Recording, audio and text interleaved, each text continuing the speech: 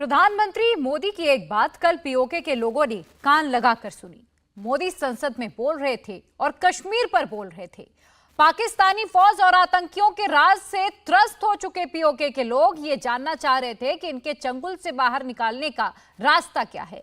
नरेंद्र मोदी आज जब संसद में विरोधियों को धो रहे थे तो उसी दौरान उन्होंने ये भी बताया कि जम्मू कश्मीर को पाकिस्तान परस्तों और आतंक के दलदल से बाहर कैसे निकाला गया, और अब यही फॉर्मूला पीओके को भी चाहिए होगा।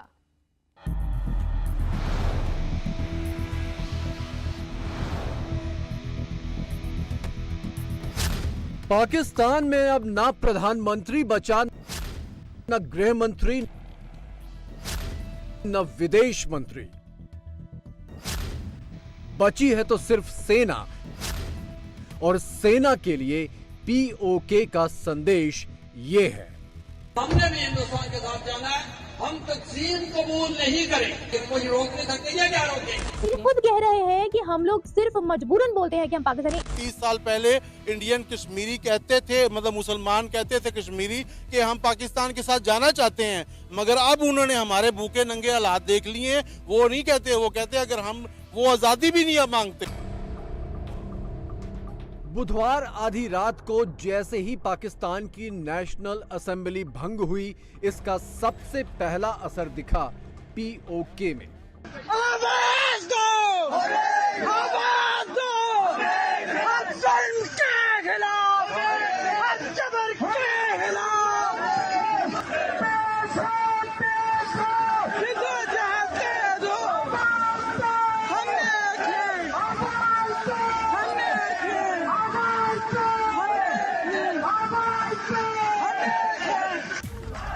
पीओके में पाकिस्तानी सेना की बर्बरता पूरे चरम पर है।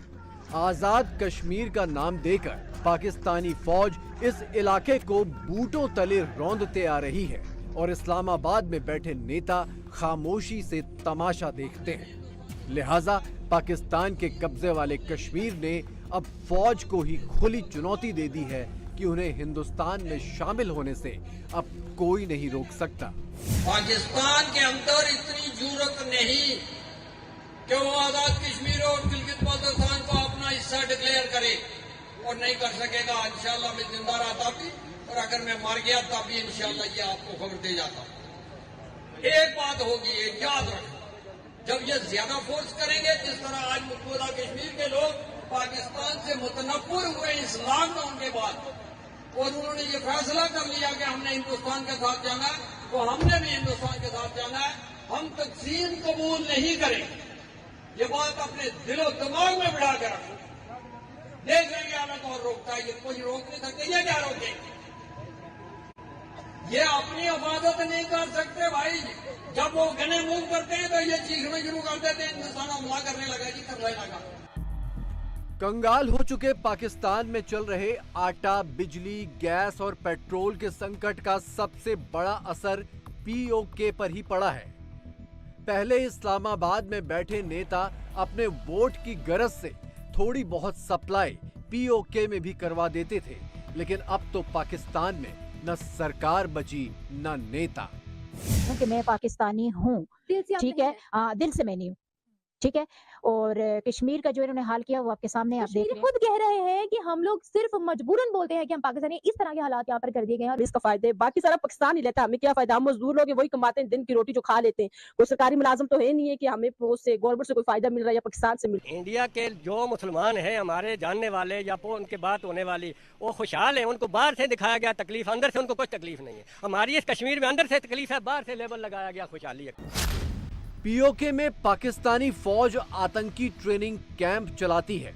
आतंकी कैंपों का विरोध करने वाले स्थानीय लोगों को गद्दार करार दिया जाता है। सेना का विरोध करने वाले पीओके के हजारों युवा अब तक गायब हो चुके हैं। अफसोस का इजहार कर रहा हूं कि आजाद कश्मीर की हमारी जो रियासत है, रियासत पहले लोग रोते थे कि आटा नहीं मिल रहा, पहले लोग रो रहे थे कि हमारे माल की, हमारी जायदादों का तहफ़्फ़ुज़ नहीं हो रहा। आज मेरी तरह का जिम्मेदार आदमी इस बात पे रो रहा है कि हमारे बच्चों की जिंदगियां खतरे में हैं।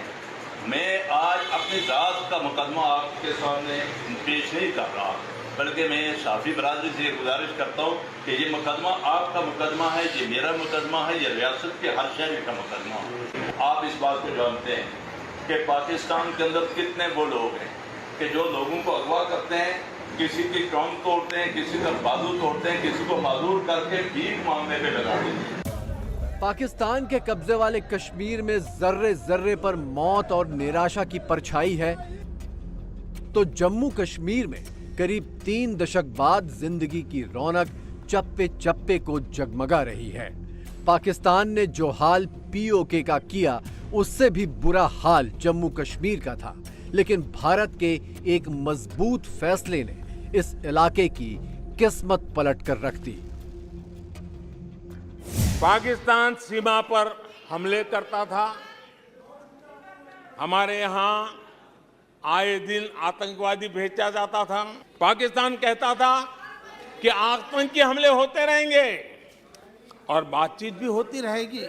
कश्मीर आतंकवाद की आग में दिन रात सुलग रहा था, जलता था, लेकिन कांग्रेस सरकार का काम कश्मीर के आम नागरिकों पर विश्वास नहीं था।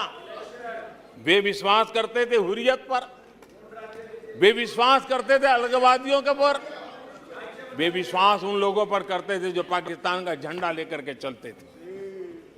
भारत ने आतंकवाद पर सर्जिकल स्ट्राइक किया, भारत ने एयर स्ट्राइक किया। इनको भारत की सेना पर भरोसा नहीं था, उनको दुश्मन के दावों पर भरोसा था। कश्मीर बदल चुका है और ये बदलाव बहुत तेजी से जारी है। जिस कश्मीर में कुछ सालों पहले तक आतंकियों के जनाजे में भीड़ जुटकर देश विरोधी नारे लगाती थी, उसी कश्मीर में अब अपनी मिट्टी के लिए शहीद होने वाले सपूतों को अंतिम सलामी देने के लिए हजारों की भीड़ उमड़ पड़ती है। अब किसी भी आतंकवादी की मृत्यु का जनाजा नहीं निकलता है, क्योंकि जो जहां मारा जाता है वही दफन किया जाता है। भारत का कश्मीर पाकिस्तान परस्तों के चंगुल से छूटकर कैसे फिर से आबाद और गुलजार हो रहा है, ये पीओके के लोगों के लिए एक केस स्टडी भी है और रोल मॉडल भी। कहते हैं शारग, वो हमें कश्मीर चाहिए। इस कश्मीरियों को क्या मिल रहा है? मैं तो कहता हूँ ये कश्मीरियों को दे देना चाहिए, ठीक है। ये आजाद में मुकैन ना रात न पा रहे कश्मीर का, ठीक है। नहीं, हमारे पास ऐसा लीडर नहीं है जो कश्मीर को ला सके, ऐसा लीडर नहीं हमारे पास। आजाद कश्मीर नाम है। आजादी किस किस चीज को डिफाइन कर सकते हैं? यहाँ पर किस चीज, मजहब के अलावा किस चीज की आजादी है? आजादी क्या, कुछ भी नहीं। आजादी क्या, ये आजादी है। देखो आजाद दिया हुआ है, क्या ये प्रॉब्लम है? आजादी नहीं है। श्रीनगर की डल झील में शिकारे फिर से झूमने लगे हैं, तो पुलवामा, शोपियां, सोनमर्ग जैसी जगहों पर देश विदेश के सैलानियों के झुंड दिखने लगे हैं। कश्मीर फिर से भारत का सिरमौर बनने की राह पर है। आप देखें, हर जगह आप देख रहे हो एंटरप्रेन्योर्स उभर के आ रहे हैं कश्मीर में। पहले ये स्टोन पेल्टर्स हुआ करते थे, आज ये एंटरप्रेन्योर्स बन रहे हैं। आप अपने अपने बिजनेसेस खोल रहे हैं। क्यों? क्योंकि ऐसी ऐसी स्कीमें गवर्नमेंट ने इंट्रोड्यूस की, सब्सिडाइज्ड लोन्स और ये सब, इवन औरतों को एम्पावर करने के लिए जो है तेजस्विनी स्कीम, ताकि यहाँ के लोग एम्पावर हो, सेल्फ एम्प्लॉयड हो। MOU साइन हो रहे हैं इंटरनेशनल इन्वेस्टर्स के साथ। ये सारी चीजें इसलिए की जा रही है ताकि यहाँ पर प्राइवेट कंपनीज आए, इन्वेस्ट करें और यहाँ पे जॉब्स क्रिएट। सिचुएशन इतनी इंप्रूव हो चुकी है और उस वजह से टूरिस्ट को भी ज्यादा कॉन्फिडेंस आ रहा है और ज्यादा टूरिस्ट भी वैली में आने लगे हैं पहले से ज्यादा। पीओके के लोगों की आंखें खुल गई हैं, तो पाकिस्तानियों की आंखों पर चढ़ा फौजी चश्मा भी उतर गया है। पाकिस्तानी भी कश्मीर की सच्चाई को बेधड़क कबूलने लगे हैं। इंडिया के मुसलमान वहाँ पे खुश हैं, वाकई वहाँ पे अच्छा भी है। हमारे कश्मीर में हमने कश्मीर को क्या दिया है? हम कश्मीर करते हैं कि जी हम कश्मीर लेंगे, हम उनसे छीन लेंगे, हम ये करेंगे। 70 सालों से हम यही कह रहे हैं। और भाई अपने कश्मीर को हमने क्या दिया है? ना हमने गैस दी है, ना वहाँ पे हमने कुछ सड़कें बना के दी हैं, ना वहाँ पे पूरी बिजली दी है। हम तो बिला वजह की लड़ाई में जाते हैं, बिला वजह की लड़ाई में कूदते हैं। भाई जब हम अपना कश्मीर नहीं संभाल सकते, हम उस कश्मीर की बात क्यों करते हैं? पहले कुछ अरसा पहले 30 साल पहले इंडियन कश्मीरी कहते थे, मतलब मुसलमान कहते थे कश्मीरी, कि हम पाकिस्तान के साथ जाना चाहते हैं, मगर अब उन्होंने हमारे भूखे नंगे हालात देख लिए। वो नहीं कहते, वो कहते अगर हम वो आज़ादी भी नहीं मांगते।